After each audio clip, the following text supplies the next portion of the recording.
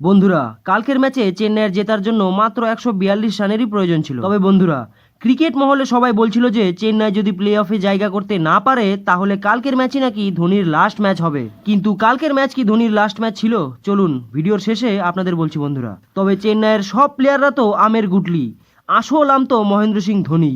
কালকের ম্যাচ শুরুই হয় 40 ডিগ্রি তাপমাত্রায়, যেখানে রাজস্থান প্রথমে টসে জিতে ব্যাটিং করার সিদ্ধান্ত নেয়। তারপরে ব্যাট ধরতে এসে বাটলার আর জয়সওয়াল খুব ধীর গতিতে খেলা শুরু করে, তাই পাওয়ার প্লেতে রাজস্থান 42 রান করে কোনো উইকেট না হারিয়ে। আর কাল রাজস্থানের ব্যাটসম্যানদের মধ্যে খেলার ইচ্ছা একটু কমই দেখাচ্ছিল। তার উপরে আবার চেন্নাইয়ের সিমরনজিৎ এসে রাজস্থানের 3 উইকেট নিয়ে রাজস্থানের অবস্থা আরো বেশি খারাপ করে দেয়। রাজস্থানের তরফ থেকে রিয়ান পরাগ আর ধ্রুব জুরেল একটু রান তো করে, কিন্তু তারপরেও রাজস্থান একটি গুরুত্বপূর্ণ ম্যাচে চেন্নাইকে 142 রানের টার্গেটই দেয়। তারপর চেন্নাইয়ের তরফ থেকে ব্যাট ধরতে আসে ইম্প্যাক্ট প্লেয়ার রচিন রবীন্দ্র এসেই দ্রুত গতিতে রান করা শুরু করে দেয়।